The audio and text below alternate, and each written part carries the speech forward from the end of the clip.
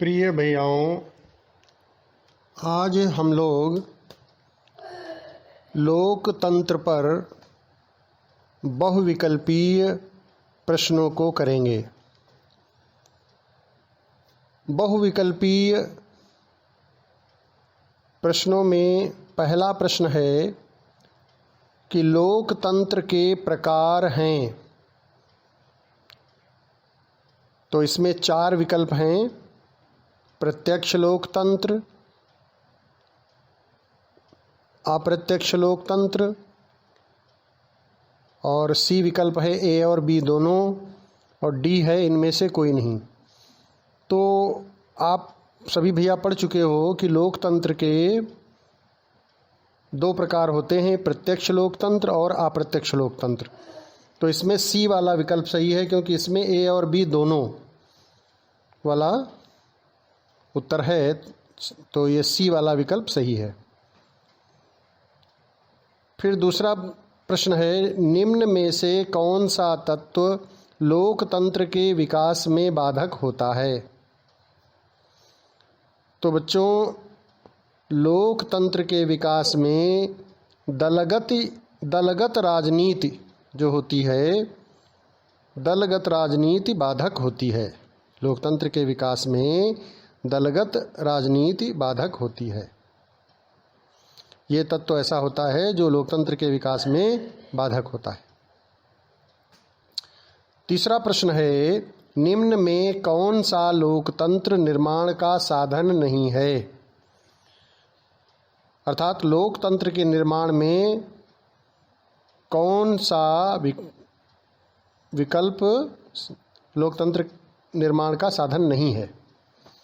तो पहला विकल्प है, ए विकल्प है रेडियो, बी है टेलीविज़न, सी है राजनीतिक दल और डी है टेलीफोन। तो देखो, इन चारों में टेलीफोन जो है ये लोकतंत्र निर्माण का साधन नहीं है। तो डी वाला विकल्प सही है। चौथा प्रश्न है, विश्व में अधिकतर देशों में कौन सी शासन व्यवस्था कायम है? विश्व में अधिकतर देशों में कौन सी शासन व्यवस्था कायम है?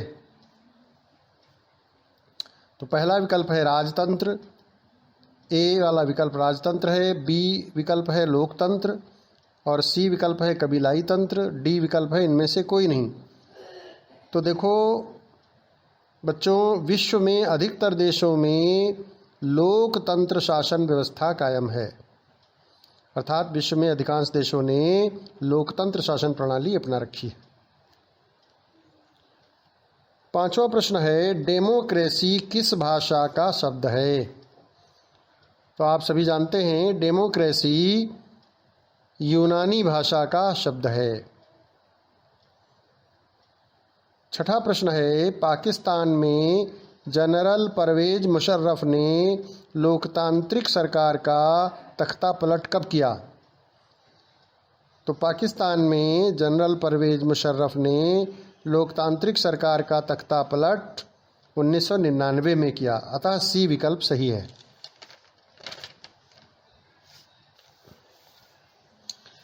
प्रश्न नंबर 7 है, चीन की संसद का क्या नाम है?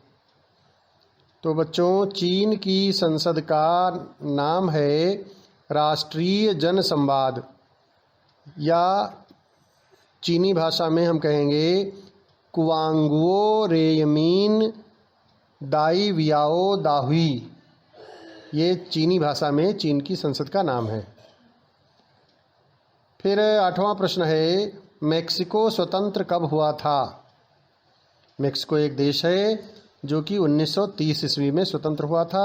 अतः विकल्प सी सही है। मेक्सिको में कितने वर्षों के बाद राष्ट्रपति का चुनाव होता है? बच्चों, मेक्सिको देश में 6 वर्षों के बाद राष्ट्रपति का चुनाव होता है। भारत में वोटर बनने के लिए न्यूनतम आयु कितनी होनी चाहिए? तो बच्चों, भारत में वोटर बनने के लिए न्यूनतम आयु 18 वर्ष की होनी चाहिए।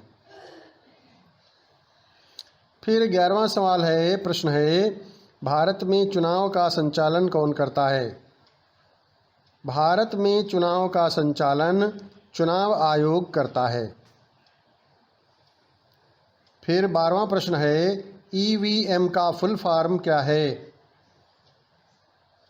ईवीएम का फुल फॉर्म है बच्चों इलेक्ट्रॉनिक वोटिंग मशीन। तो इस तरीके से ये अपने बहुविकल्पीय प्रश्न हैं लोकतंत्र पर। इन सभी प्रश्नों को आप सभी भैया अपने रजिस्टर में अच्छे से लिख लेंगे और याद भी कर लेंगे।